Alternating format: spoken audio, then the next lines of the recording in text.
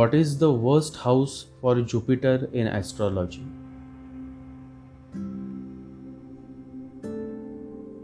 Jupiter is the master of universe, and no house can disturb the master. Let this be very clear. It is not Jupiter that is afflicted or disturbed by a certain house. It is the house that is disturbed. For marriage, sex is required. The art of love making is required. A satisfying sexual union is required. In the case of marriage or love relationships, along with love, sexual union is also required. And Jupiter in the seventh house makes the matters worse for marriage or, for instance, real sexual unions. Here, Jupiter brings a flavor of ideology, obsession towards having a virgin woman or man. Now, in this age, it is difficult to find a virgin man or a virgin woman to marry, somebody who is never touched. But Jupiter brings many unwanted moral expectations, leading to many problems in marriage or relationships. Here, Jupiter damages the house of seventh. The very nature of house seventh and seventh lord is physical or sexual union, and Jupiter just makes it a difficult deal when it comes to satisfying sexual desires. There was a man, and a woman was attracted to him. She liked him. She wanted to have deeper relation with him.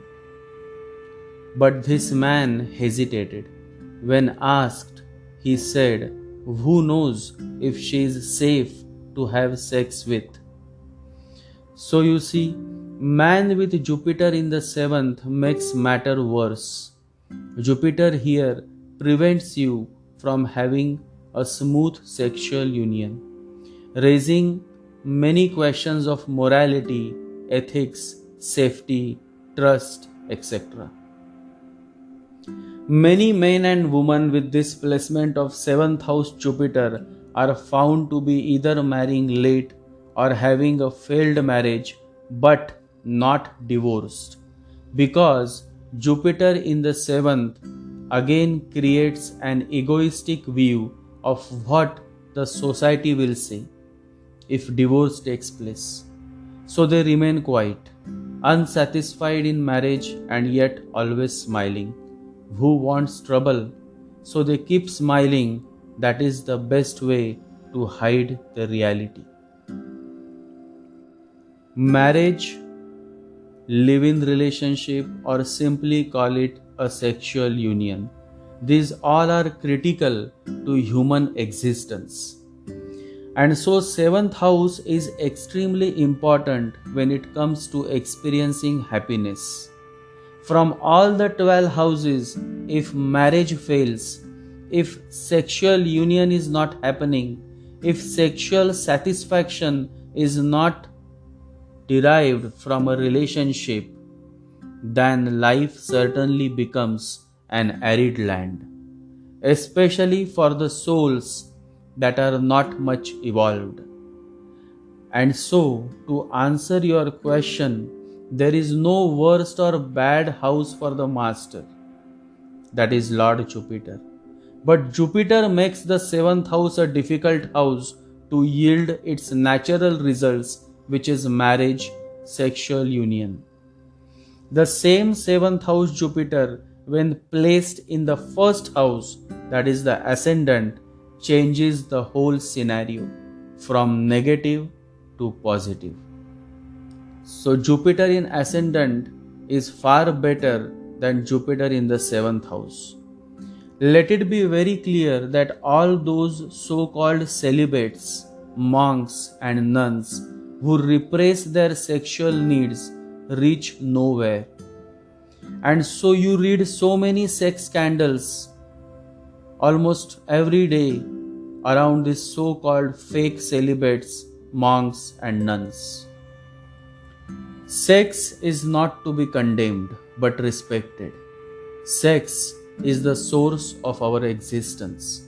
And how can you condemn the source of your existence? Instead of condemning sex, understand sex. Understanding comes only through real experiences.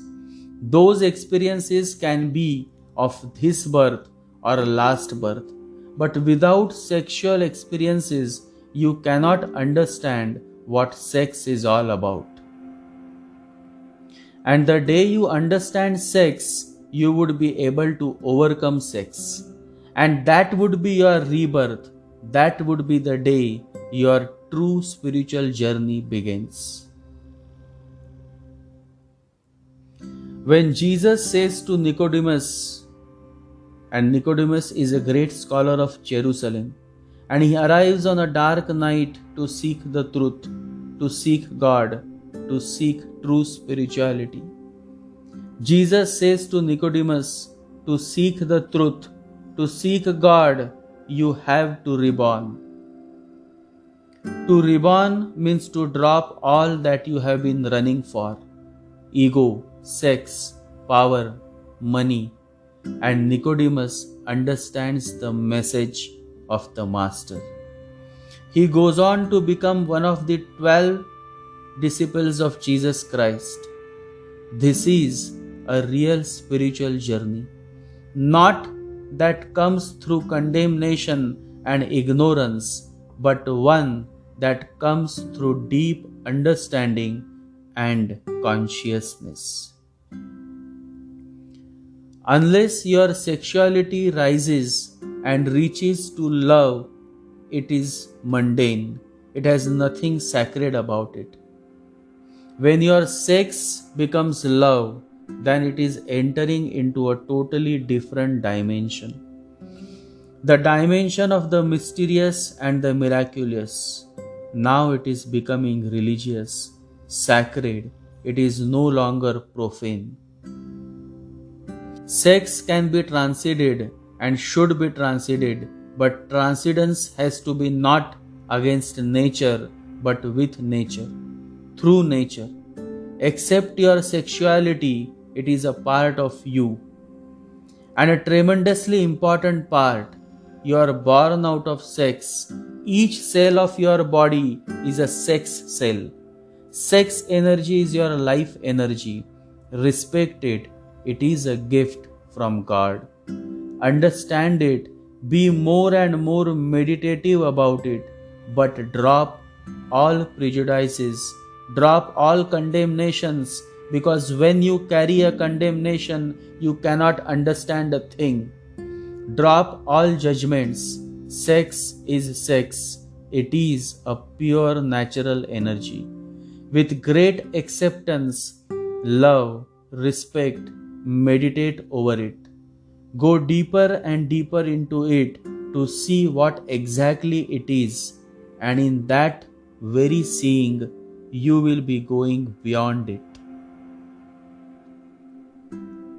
Jupiter in 7th house exactly does the opposite. Here you become that typical moral inspector who will close his eyes, put hands on his ears as soon as the topic of sex comes up. And when you condemn or run away from a topic, you never get away with it. In fact, it goes deep into your being and remains a question that is never understood in reality. The moment a man of awareness realizes the futility of sex, he is on the greatest journey of his life. A great transformation, spiritual transformation awaits for him. But this happens only when you go through the experience of sex. Without experience, one cannot understand the futility of sex, and without understanding, one cannot become a true celibate. So, the answer to your question is It is not the house that affects Jupiter, it is Jupiter that affects the house in which he dwells. The king decides what to do with the house, not the house, and Jupiter is the king of kings. Enough for today. Meditate.